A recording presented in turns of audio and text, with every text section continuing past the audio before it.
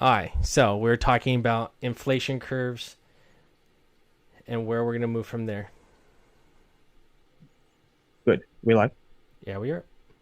Awesome. So yeah, I think that the big argument is whether or not it's transitory. Um, I think that in housing we could just be getting started if people keep buying homes. If we don't start building things, if the price of lumber does fall and the supply becomes a little bit more affordable, then I definitely think that it would be better to wait. I mean, you're looking at the price of homes that are up 40, 50%, right? And the question is, when are you trying to buy into these things because you want to be an investor, make a return on it? Or are you buying them because you want to own it as part of your portfolio in the long term? Or do you just need to own a house because you want to live there or put somebody in that place? I think that inflation is going to die down on these houses and the prices are going to come back to normal.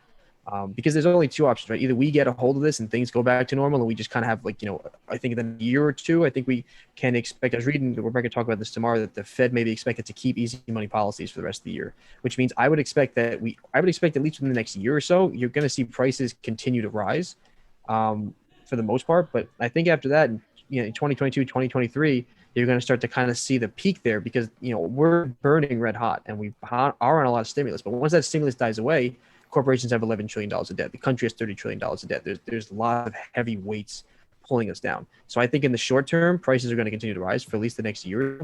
But I think along with the consensus of a lot of people that if we don't contain this inflation, we start seeing double digit inflation, 10% or higher, we could be in danger and within the next 2 or 3 years see prices come down. So I think inflation has come back down, but I don't think it happens in the short term because I think we still have a lot of growth to run. We still have to go through the summer. We haven't even gone through the summer yet.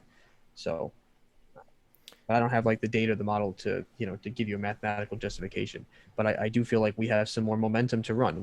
People want to make easy money. Lending is still easy. Interest rates are very low. The Fed is still buying up lots of debt. Repos are at like $600 billion. Money is being pumped in. The economy is being heavily supported. And as long as that continues, which I think it will for most of the year, if not for just at least a couple months, I think that inflation will keep going up. So short term, inflation's up. Long term, I think it goes back to normal within the next 2 or 3 years. Yeah, Okay. reverse repo at the moment is at $503 billion from today.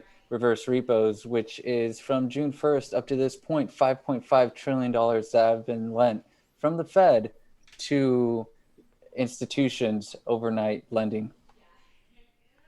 Yeah. So and that repo and repurchase loan, repurchase agreements are really just the way that the Fed say, I'll take financial assets from you, I'll give you cash, and you're going to use them to do market activity, and you're going to buy back your collateral in the future at higher rates. If the repo rate is next to zero, it means that you basically don't have to, you just have to match that amount of money. And if the repo rate ever goes below that, you literally have to pay back less than you borrowed to complete that loan agreement. And And they're let me usually done tell over you, like they're the usually done reverse very short periods repo of time. rate is at 0.3%.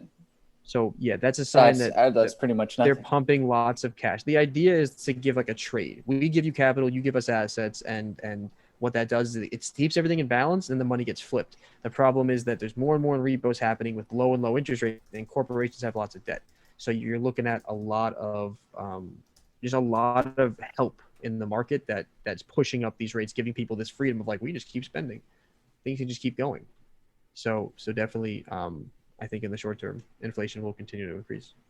I don't know. I don't really seen this much inflation in my lifetime. So it's kind of like I'm on this ride for the first time. So I'm excited to see how it ends and learn from it. But I think it'll be up for a little while. I think it's another bubble.